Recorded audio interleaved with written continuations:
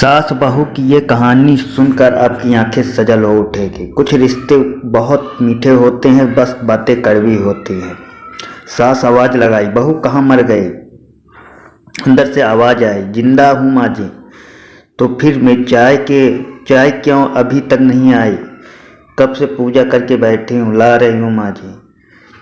बहू चाय के साथ भजिया भी ले आई। सास ने कहा, तेल का खिलाकर क्या मारोगी? बहू ने कहा, ठीक है माँ जी, ले जाती हूँ। सास ने कहा, रहने दे, अब बना दिया है तो खा लेती हूँ। सास ने भजिया उठाई और कहा, कितनी गंदी भजिया बनाई है तुमने बहू। माँ जी, मुझे कपड़े धोने हैं, मैं जाती हूँ। बहू दरवाजे के पास छिपकर खड़ी हो गई। सास भजिया पर टूट पड़ी और पूरी भजिया खत्म कर दी। बहू मुस्कुराई और काम पर लग गए। दोपहर के खाने का वक्त हुआ। सास ने फिर आवाज़ लगाई, कुछ खाने को मिलेगा? बहू ने आवाज़ नहीं दी। सास फिर चिल्लाई, भूखे मारोगी क्या? बहू यही सामने खिचड़ी रख दी। सास गुस्से से, ये क्या है?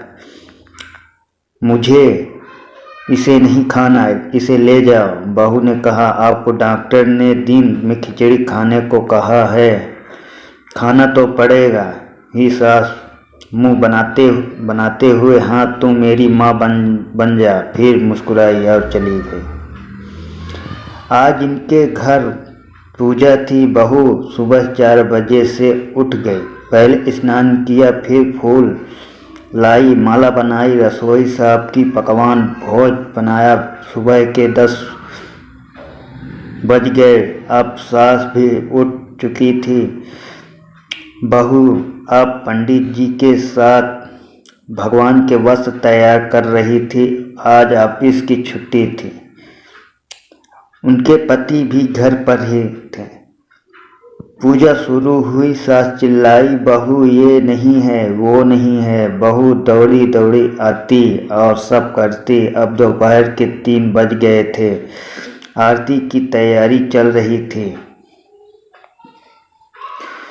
पंडित जी ने सबको आरती के लिए बुलाया और सबके हाथों में थाली दी। जैसे ही बहू ने थाली पकड़ी, थाली हाथों से गिर पड़े। शायद भोज बनाते हुए बहू के हाथों में तेल लगा था, जिसे वो पोंछना भूल गई थी। सारे लोग तरह तरह की बातें करने लगे। कैसी बहू है, कुछ नहीं आता है, एक काम भी ठीक से नहीं कर सकती, न जाने कैसी बहू उठा लाए। एक आरती की थाली भी संभाल नहीं सकी। उसके पति भी गुस्सा हो गए, पर सास चुप रही, कुछ नहीं कहा, बस यही बोल के छोड़ दिया, सीख रही है, सब सीख जाएगी धीरे धीरे। अब सबको खाना परोसा जाने लगा। बहू दौड़ दौड़ के खाना देती, फिर पानी लाती। करीब 70-80 लोग हो गए थे। इधर 2 नौकर और बहू अकेली, फिर भी वह सारा काम बहुत ही अच्छे तरीके से करती। अब उसकी सास और कुछ आस पड़ोस के लोग खाने पर बैठे हुए थे। बहू ने खाना परोसना शुरू किया। सबको खाना दे दिया गया। जैसे ही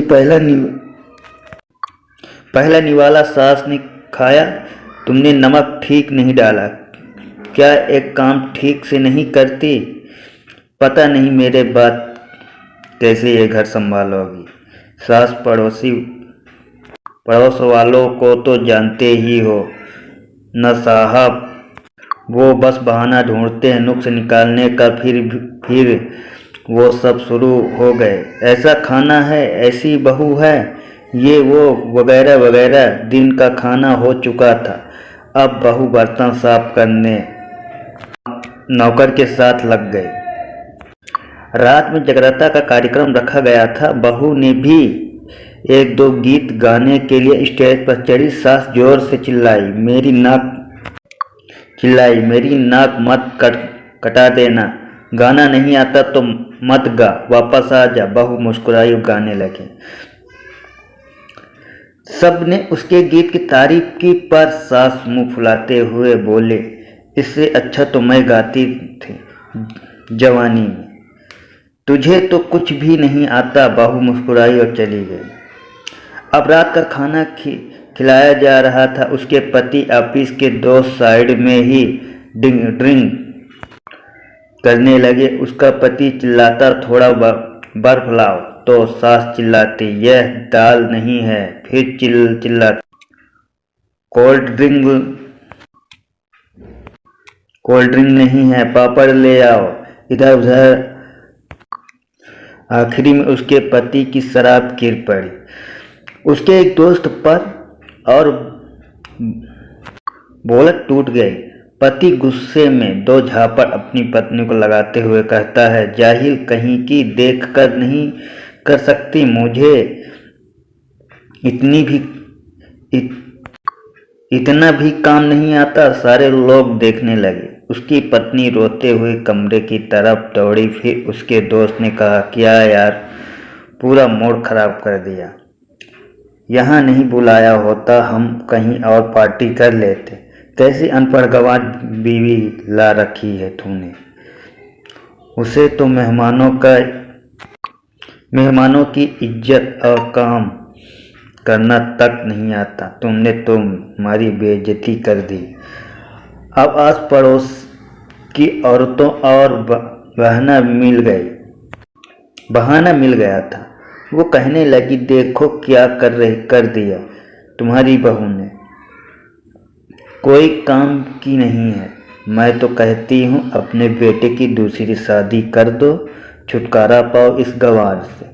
सास ने उठी और अपने बेटे के पास जाकर उसे थप्पड़ मारा और कहा, अरे नालायक, तुमने मेरी बहू को मारा। तेरी हिम्मत कैसी हुई, तेरी टांग तोड़ दूंगी। उसके बेटे के दोस्त कुछ कहने ही वाले थे कि उसकी मां ने घूरते हुए कहा, चुप, बिल्कुल चुप। यहाँ दारू पीने आए हो, जबकि पता है आज पूजा है और तुम्हें पार्टी करनी है। कैसे संस्कार दिया है तुम्हारे माता पिता ने। और किसने मेरी बहू को जाहिल बोला। जरा इधर आओ, चप्पल से मारूंगी। अगर मेरी बहू को किसी ने शब्द भी कहा तो। अरे पापी, तूने उस लड़की को बस इसलिए मारा कि तेरी शराब टूट गई। पापी, वो बच्ची सुबह 4 बजे से उठी है, घर का सारा काम कर रही है, ना सुबह से नाश्ता किया, ना दिन का खाना खाया, फिर भी हंसते हुए सबकी बातें सुनते हुए, ताने सुनते हुए घर के काम में लगी रही। तेरे यार दोस्तों को वो अच्छी नहीं लगती। जूते से मारूंगी। तेरे दोस्तों को जो कभी उन्होंने ऐसा कहा, उसके यार दोस्त चुपके से खिसक लिए। अब सास बहू के कमरे में गई और बहू का हाथ पकड़कर बाहर लाई। सबके सामने कहने लगी, किसने कहा था अपनी बहू को घर से निकाल के दूसरी बहू ले आना। जरा सामने आओ। कोई सामने नहीं आया। फिर सास ने कहा, तुम जानते भी क्या हो इस लड़की के बारे में। ये मेरी माँ भी है, बेटी भी। मैं इसलिए मुझे गलत काम करने पर डांटती है और बेटी इसलिए कभी कभी मेरी दिल की भावनाएं समझ जाती है। मेरी दिन रात सेवा करती है, मेरे 1000 ताने सुनती है, पर एक शब्द भी गलत नहीं कहती, न सामने न पीठ पीछे। और तुम कहते हो दूसरी बहू ले आओ। याद है छुटकी की शादी, अपनी बहू की करतूत।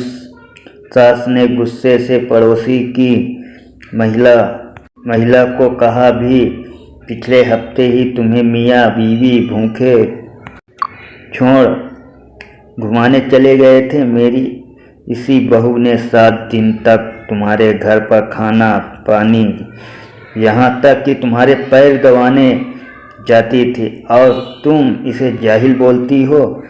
जाहिल तो तुम सब हो जो कोयले और हीरे में फ़र्क नहीं जानते। अगर आइंदा मेरी बहू के बारे में किसी ने एक लफ्ज़ भी बोला तो मुझसे बुरा कोई नहीं होगा, क्योंकि मेरी बहू नहीं, मेरी बेटी है।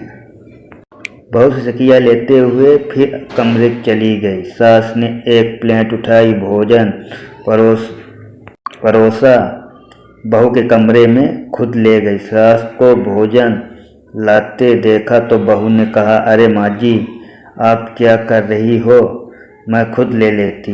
सास ने प्यार से ताना मारते हुए कहा, डर मत, इसमें जहर नहीं है, मार नहीं डालूंगी। तुझे नई सास चाहिए होगी, पर अभी भी तू मेरी घर की